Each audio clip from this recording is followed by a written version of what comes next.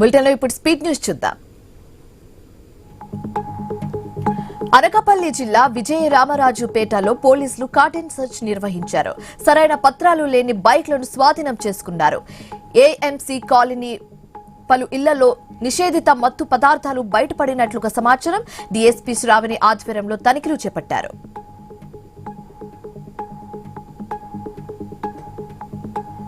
నెల్లూరు జిల్లాలో ముత్యాలమ్మ జాతరలో మద్యం విక్రయాలు జోరుగా సాగుతున్నాయి. ఆలయ పరిసరాల్లోనే ఒక క్వార్టర్పై అదనంగా 50 రూపాయల నుంచి 80 రూపాయల వరకు వసూళ్లకు పాల్పడుతున్నారని స్థానికులు ఆగ్రహం వ్యక్తం చేశారు. ఎక్సైజ్ అధికారులు స్పందించి మద్యం అమ్మకాలను అరికట్టాలని కోరారు.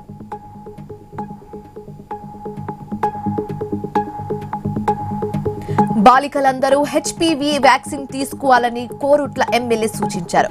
భవిష్యత్తులో ఎలాంటి క్యాన్సర్ రాకుండా ఉండేందుకు ఈ వ్యాక్సిన్ ఉపయోగపడుతుందని జగిత్యాల జిల్లా కోరుట్ల ప్రభుత్వ హాస్పిటల్లో కొత్త స్కానింగ్ మిషన్ ను ఎమ్మెల్యే ప్రారంభించారు.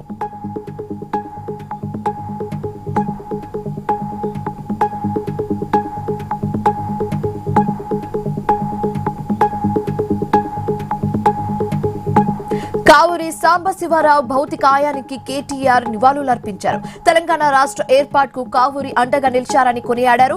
కేంద్ర జౌళి శాఖ మంత్రిగా ఉన్నప్పుడు సిరిసిల్లాలో పర్యటించి నేతన్నలతో నేరుగా మాట్లాడి వారి సమస్యలు తెలుసుకున్నారని చెప్పారు.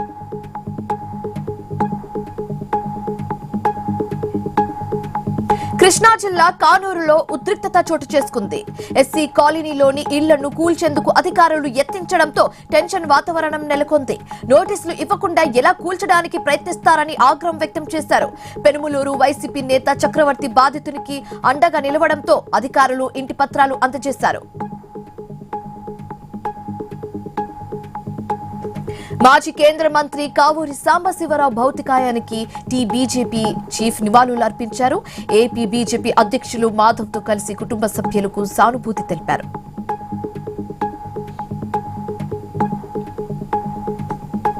నిర్మల్ జిల్లా సోంపల్లిలో రోడ్డు ప్రమాదం జరిగింది.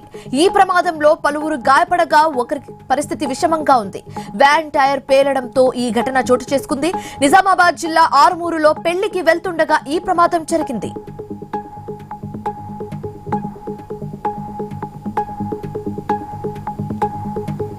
నంద్యాల జిల్లా నందికొట్కూరులో ఆర్టీఏ అధికారులు తనిఖీలు చేపట్టారు.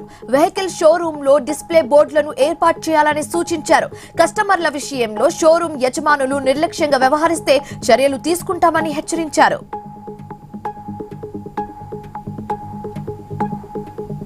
తూర్పు గోదావరి జిల్లా రాజనగరంలో విద్యార్థులు ఆందోళన చేపట్టారు. ఫీజు బకాయిలు చెల్లించాలని డిమాండ్ చేస్తూ గోదావరి గ్లోబల్ వర్సిటీ ముందు ధర్నా చేశారు. వీసీ తమ సమస్యలు పరిష్కరించాలని డిమాండ్ చేశారు. ఫీజు రీఎంబర్స్మెంట్ నిధులు చెల్లించే వరకు ఆందోళన కొనసాగిస్తామని హెచ్చరించారు. కాలువలోకి కారు దూసుకువెళ్లిన ఘటనలో ఒకరు మృతి చెందగా మరొకరు తీవ్రంగా గాయపడ్డారు. ఈ ఘటన నిజామాబాద్ జిల్లా గుత్ప గ్రామంలో చోటు చేసుకుంది. ఘటన స్థలానికి చేరుకున్న పోలీసులు క్షతగాత్రులను హాస్పిటల్ కు తరలించి చికిత్స అందిస్తున్నారు. మృతిని పెద్ద బైని నారాయణగా గుర్తించారు.